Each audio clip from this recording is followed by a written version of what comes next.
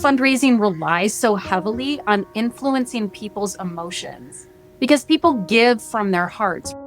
Fundraisers learn how to tug at people's heartstrings in a way that can be kind of manipulative. This book is a classic 101 on what not to do. It's a series of escalating lies and deception that get rewarded. Why are you holding on to these funds that could be doing so much good in the community if you just let them go? Founders today have to spend a lot of time fundraising.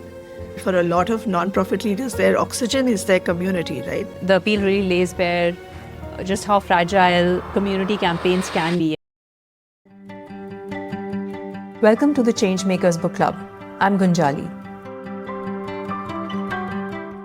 Let's talk about The Appeal by Janice Hallett, a wildly clever genre-blending mystery that's anything but traditional. This is an epistolary novel, which means the entire story unfolds through emails, texts, memos, and some very strategically placed post-it notes. You don't get a narrator telling you what's happening. You get it all straight from the characters themselves and learn more about them from how they talk about each other. And that's part of the brilliance. You start getting a real sense of each personality within just a few pages. Their quirks, their egos, their secrets, their suspicions, it's all right there between the lines. At the center of the story are the Haywards, pillars of their community, proud patrons of the arts, and the driving force behind the Fairway Players, a local theatre group. When they announce a fundraising appeal for their granddaughter Poppy Reswick, who is gravely ill, the entire Lockwood community rallies behind them. But soon the earnest donations and events take a darker turn. Tensions rise, accusations fly, and eventually there's a murder. Only you don't even know who's been murdered until much later in the book. That's part of the delicious suspense. The clues are tucked inside the messages in what's said and what's conspicuously left unsaid. At its core, The Appeal is a gripping whodunit, but it's also a sharp commentary on fundraising, the power of community, and to me, the ethics of asking people for money. It's one of those books that makes you think, and then makes you want to talk about it with someone, and I'm so glad to have two wonderful women with me today to do just that. My first guest today is Radha Friedman, a philanthropic advisor, international best-selling author, and the host of Radha Cal Good podcast. Radha has spent 20 years working to center women, girls, and underrepresented voices in global philanthropy.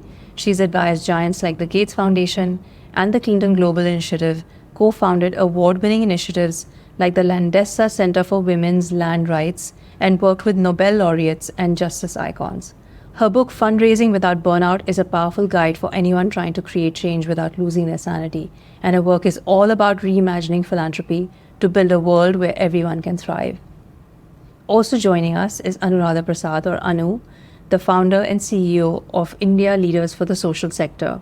Anu's life's work has been about enabling purpose-driven leadership, and she is building the ecosystem to make that happen. Before founding ILSS, she helped create two major institutions, the Young India Fellowship and Ashoka University, India's first liberal arts university. Anu comes to the social sector after a high-powered corporate career, and she brings that same energy to reimagining leadership for impact. She's a lifelong learner, a passionate reader, and someone who cares deeply about values, community, and driving real change. Welcome to you both. I'm so excited to talk to you about The Appeal. Radha, let me start with you. Tell me how reading the book was like for you.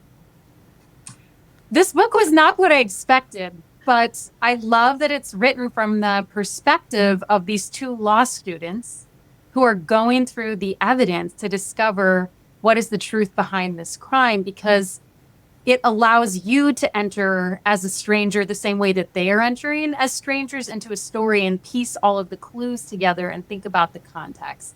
So I thought that was a fascinating way to tell the story. And also just because people speak differently in emails and texts than they do when they're having a conversation. There are certain things that are meant to be shared privately versus publicly. So it gives a little extra insight into the book. And also, because there's such a wide range of characters, we don't really get to meet certain characters fully. We only understand them through the perspective of some of the other characters. And some, by the end of the book, we're not even sure are real, right? So I will say, my wife also tried to read this book, and she did not like the format at all. She was overwhelmed by the sheer number of characters. She did not like the format of having to piece through the emails. It felt like work to her after a long day of work.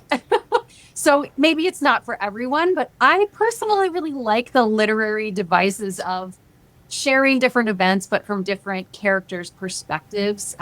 There's a term for that, multi-perspectivity, I think, or sharing things that aren't necessarily in sequence or out of the timeline. And I think the further that you go in the story, the deeper and darker it gets. So I really enjoyed that. I think that this epistolary way of writing, which is everything is in texts and letters, is definitely not for everyone. And you're right. I think we're getting snippets of perspectives through other people's writings and thoughts. And one of the interesting things in the book is that Helen, one of the central characters, never appears directly. Because if you remember, she's like very anti-tech, and so she's not on any platform and she doesn't text or email. So actually we never hear directly from her, but we get to know her through other people really well. But Anu, let me come to you. Tell me your impressions of the book and what you thought about it. I read the book twice. The second time it went much faster. And the first time it was a bit confusing because so many characters, so many names, but a very clever book, actually, in the way that you already get a sense, but you don't know where you've started getting a sense about how elite, the Haywards are and how there are these, people who look up to them and the kind of power they have. It's all coming out through emails. So it's a clever book. I didn't solve the mystery.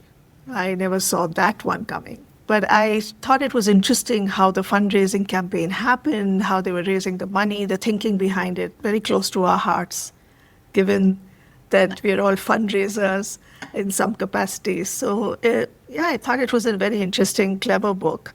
And clearly much more, when I read it the second time round, I could see how dark it was. But I never registered that darkness in the first time. You just sort of take people at face value and then you start sort of seeing the subtext. So it took me 2 readings to sort of get more insights into the book. Yeah, and not just the appeal, but there's like so many side plots happening, right? Which kind of tell you about the lives of these different people. But Radha, let me come to you again. You speak so powerfully about fundraising in your book, and you've had such a remarkable journey doing this work around the world. Reading the appeal, I was really struck by Sarah Jane. She's not the most obvious central character, but as a fundraiser, I was honestly pretty impressed. And she really lays out the foundation and keeps the fundraising campaign together. I'd love to hear your thoughts on her. Did any part of how she was running the campaign and fundraising resonate with you? And more broadly, what do you think are the key things people in this field and fundraisers need to keep in mind when leading a campaign, especially when tensions are very high and there's so much riding on it? Mm-hmm. I actually really disliked the character of Sarah Jane, the fundraiser. I have to say, I found her so problematic in so many ways. She protected that Hayward family, and I could not for the life of me figure out why. And I really do think she knew more than she let on. She was very clever. She was very smart, but for some reason, she was protecting them as they did all of these things. And she herself was sometimes cruel in what she did. And most obviously, she was just completely Machiavellian in her means. The ends totally justified the means for her. So I really feel like as a character, she played a really important role in the story in surfacing so many of the ethical issues in philanthropy. Right? I mean, it's a sector that's rife with inequities. So where do you even begin, right? But the pressures of fundraising definitely can lead people to do these kinds of things. She just was doing all of the wrong things. And one thing I really found myself reflecting on is how fundraising relies so heavily on influencing people's emotions. Because people give from their hearts, right? Not from their heads. And therefore, fundraisers learn how to tug at people's heartstrings in a way that can be kind of manipulative, right? They use these images and these narratives of suffering that can be really reductive. Like, for example, I think we've all seen these campaigns that people use where they have the image of the starving child in Africa. And for $1 a day, you can save this child, right? It's so exploitive. Behavioral psychology tells it's effective. It influences people to give. In this particular story, the mission was to raise these funds for this child that needed this cancer treatment. But almost immediately, you see this fundraiser, Sarah Jane, just turn towards the dark side, right? She has a lot of pressure. She has to raise funds really quickly in order to cut costs for this benefit that she's running. She tries to convince these musicians, these performers, to do everything pro bono, even though that was never the agreement. And when they push back, she tries her first tactic that's been successful, pulling at their heartstrings, saying, this is for a small child. And when that doesn't work, she starts to pressure them by making them feel guilty. You're a bad person if you don't do this for free.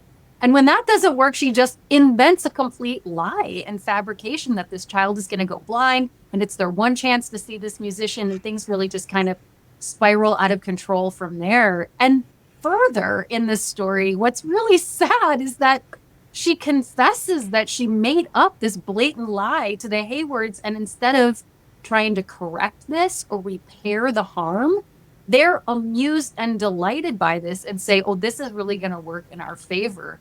It made me reflect on some of the ways that this sector rewards bad behavior. Like, it rewards really harmful behavior. In my book, the context was like, what is causing all of this burnout among fundraisers and causing people to stay, an average of only 18 months before they burn out, because the culture pushes them to work and work and work and have no boundaries and push beyond exhaustion. But in the context of this book, it's not burnout. It's a series of escalating lies and deception that get rewarded instead and ultimately end in murder. So it's really, this book was really like a case of every bad part of fundraising gone wrong. For sure. And I think just to take that forward, Radha, in your experience, what does a successful campaign really look like beyond just the target, right? Like, what should fundraisers and organizations be thinking about when it comes to stewarding the relationships and keeping donors sort of meaningfully engaged, and also making sure we are true to them in building that relationship and not just treating them like they're just a means to an end? Mm-hmm. I mean, at the heart of fundraising is really relationships. It's humans looking for meaning, right? It's being a part of something bigger than yourself, doing more with other people than you'd be able to do on your own. Yes, you need a well thought out strategy. Yes, you need the right messaging to tell the story. You need to figure out how to make yourself visible so that the people who are looking for you can find you. It's truly about those relationships. And that means taking the time to nurture those. They cannot be just transactional. Nobody wants to feel like they're a walking ATM cash machine, You want to feel valued. So there are lots of ways to do that by telling the story of what was possible when people gave their funds to make something happen together. It means helping your donors to be your ambassadors, an extension of who you are. It means keeping them close in your inner circle. So in this novel, none of that happened. That's kind of an example of the worst practices, right? People were deceived into giving money that was, being embezzled. It was pretty much what you don't want to do in a good fundraising campaign. For sure. And I think that we talk about the trust deficit in the social sector, right? I think the appeal really lays bare just how fragile community campaigns can be and crowdfunding campaigns can be in terms of that trust deficit. And Annu, coming to you now, what's your take on how nonprofits can guard against sort of this trust deficit, right? And what does ethical fundraising and governance really look like in practice? Yeah, no, absolutely. I mean, this book is a classic 101 on what not to do. But yeah, I think the trust deficit is very real, Gunjali. There's an everyday giving report that Ingrid actually had worked on at Ashoka Central for Philanthropy. And they said that I think it's about 25,000 crores. And the nonprofit sector gets a very small percentage. It goes to religious institutions. It goes to, other sources, but we don't get it because there is a trust deficit. I often have people saying, oh, nonprofits, they are a front for all kinds of financial scams. And it really hurts my heart it really hurts my heart because we clearly as a sector haven't done enough in a way to really showcase just, I mean, we're doing a lot. Sorry, not really being hard on us, but this is not an enabling environment. And you have to raise funds and also do the work that if markets could have solved or if the government could have solved, they would have solved it. We are really trying to solve the hardest jobs. We need the most enabling work. Like we need funding to come at tap because we're doing the work. But I think trust is really this, in the hunter-gatherer mode, it's that relationship, as Radha said, it's really much more the relationship than that check. And here we saw none of it. I felt bad for that gentleman who gave $50,000. And what happened to him? My heart was bleeding. Nobody spoke about him. It just went somewhere in the whole unraveling of this family and what was surfacing. So I think to build the trust deficit, you have to be really transparent. You can see organizations now putting up there's audited accounts, just transparently sharing their figures, their numbers, which is the right thing to do.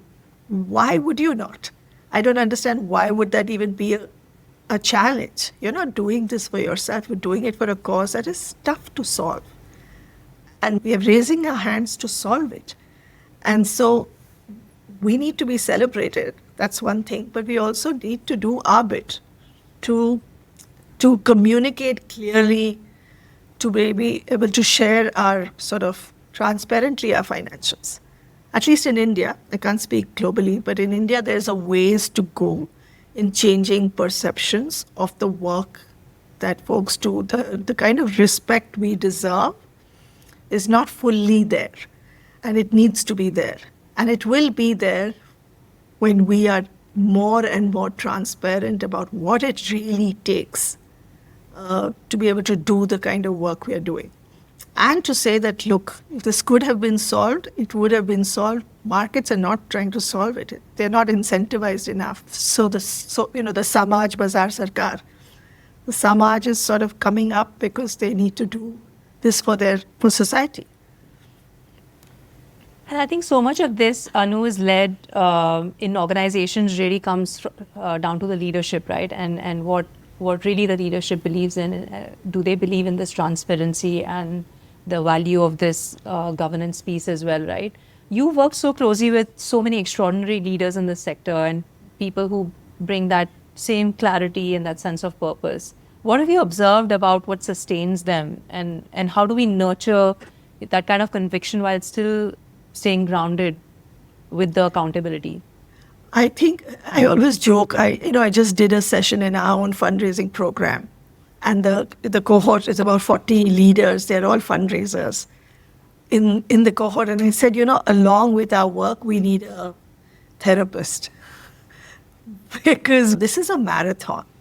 This is not a sprint. It's not about collecting a check. It's about sustaining your relationships and continuously trying to raise money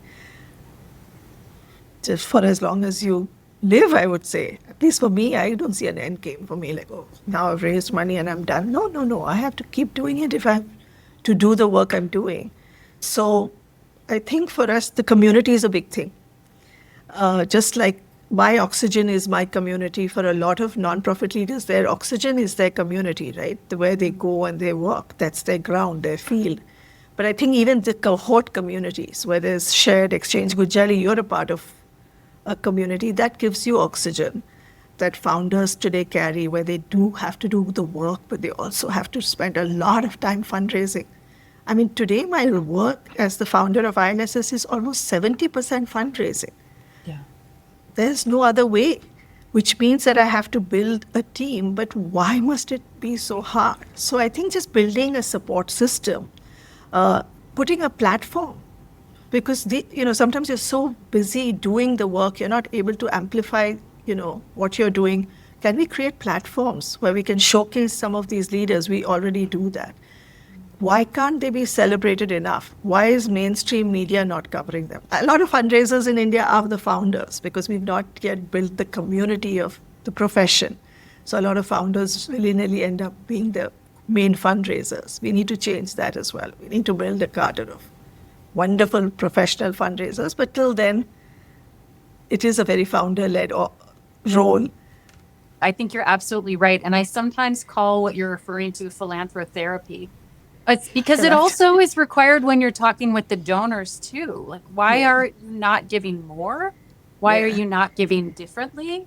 Why are Yeah. you holding on to these funds that could be doing so much good in the community if you just let them go? And when you get into safe spaces with funders to have those conversations, they will tell you surprising things like, I feel that if I give away all my money, my phone will never ring again. Nobody will ever reach out to me again. I think the only reason that people are in community with me is because I have money. So it's deep and it's layered. It really is. Yeah. Around that point of a different kind of community, right? I think one of the themes that came up in the book is how communities can really rally around a cause so well, right? I think the fundraising target was not small, but yet the fairway players and everybody in the Lockwood community came together and they were able to achieve that and so much more. Do you want to talk a little bit about how a community can unite around something and if there are examples of that you've seen? Yes, I mean, I see examples about communities coming together to unite around issues all of the time. Sometimes it is something that is very local. There's tremendous support at the local food kitchen in the community where I live because it's quite diverse. I actually live in one of the most diverse zip codes within the United States, and that's saying a lot because it is quite a diverse country.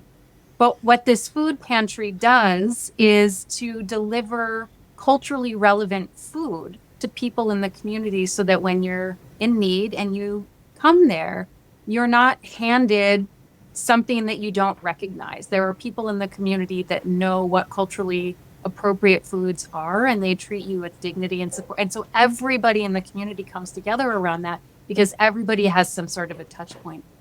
But there are other times when the community rallies around specific issues. It isn't even necessarily that something that touches them personally, a person that they know, but it's an issue that's so important to them. And there's a moment or a zeitgeist where they realize we have to do this. Right now, I mean, I'm situated in the United States during one of the most troubling and traumatic administrations in history. And so right now, there are key touch point issues for people around how we rebuild democracy in a way where the rule of law can be stable. How can we rally support around issues like access to reproductive health care? How do we protect trans youth? How do we protect immigrants, especially people who are undocumented in a nation that was literally built on being a welcoming place for immigrants? So people are rallying around a number of issues, not to make this political. And it happens all the time that way. And there is that really fabulous Margaret Mead quote around, never doubt that a small group of people can meaningfully change the world. It's the only thing that ever has. It's really true. Small efforts and some of the most successful organizations started as a small group of people who believed in an idea and slowly grew from there. And then there's usually some catalytic event where it really grows big, but it always starts with that small kernel. Anu, can I have you weigh in on this as well, the power of community? Oh, absolutely. And we have seen that even in the fundraising community, we always wanted our cohort to feel like the pie is much bigger rather than feeling like we are competing. Let's collaborate. And we've seen that happen. The Grow Fund, when the Grow Fund was launched. Gunjal, you may know about the Grow Fund. It was this very unique fund launched to actually give money to non-profit organizations for their institutional, for their capacity building, actually. So it is a pretty evolved fund out there for about 100 nonprofits who had to apply. A lot of these organizations actually collaborated and put in applications and, exchange notes. So we see that people are raising their hands and saying, hey, there's funding available for this kind of work. Hit me up. I'll tell you who it is. I've just been connected to, in fact, a funder from Singapore by another nonprofit saying, hey, this might be of interest to you. Why don't you? So I love that. I think, what, if you have an abundance mindset, God knows the world is not giving enough. And especially in India. I mean, I always talk about Tirupati and the fact that it has some 10,000 crores in FD. or some fancy amount of money sitting in their, in their temple trust. And I mean, I'm devoted and, all that, but it's a lot of money that could be similarly unlocked. So can we, as a group of people, come together and see how we could do that and not feel competitive, but really collaborate? And it also sustains you. So I think community is a big one for us, building our own tribe, because we know what we are, what we have to go through every day to be able to do the kind of work we're doing. So I think as we wrap up, perhaps the only positive aspect of the book and the fundraising was the power of the community and how everybody rallied together.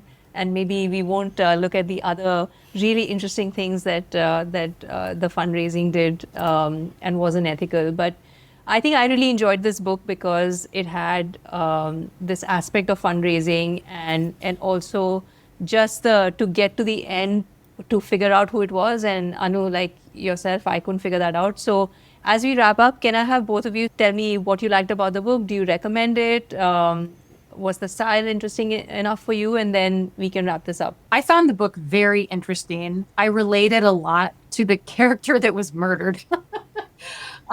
Because I've often been the person in that role of being really outspoken and being the whistleblower and not necessarily having it turn out well. I didn't get pushed off a balcony, but I did get pushed out of organizations. So I found that to raise a lot of issues and memories for me. And I thought it was really brilliantly written. And I also really loved that character that had worked with Sam in Africa at Doctors Without Borders, who came forward and backed her and verified and validated her story, and confirmed, yes, she will haunt you all for the rest of your days. That presence you feel is real. So I really thoroughly enjoyed it. And I will say I reread it also, Anu. And that it's so interesting, when I read it the second time, the ending was different than I remembered it the first time. Yeah. And then I started to question whether the ending actually was what I thought the ending was, and maybe actually it wasn't correct. So I have lots of theories about what happened. I definitely did not foresee it exactly as it played out. Yeah, no, absolutely. I read it the second time too, and I felt that I got so many more layers. I was questioning Sarah's not questioning. I was questioning Martin's just casual entitlement. It was just bugging me. And then they were talking about a trip to Hawaii. And I was like, what? I mean, like, how does this even make sense? And they were building a pool? And they were building a pool. And then I could understand the archetype of Isabel, because sometimes feel like you've met folks like that. And my heart broke for Sam. I just felt there are some women that are too much for the world. It's almost like you're too much. And it was just so unfortunate that she was such a solid person. And this was what her fate was. And that's like, why can't we win? We need to have a story where you are this too much of a person who's calling out the bullshit. And we are not winning. The end was that she got pushed over a balcony. See, that's not a good message. So really, we should have had the author in this meeting. We could have told her that, look, that's right. Difficult women need to win. The ending needs to change. The ending needs to change. Because she was that one solid thing in all this nonsense. And she was calling it out from the get-go. And she was new, so she was discounted. She was old there, but she was discounted. Everywhere she was being discounted, and that was just not right.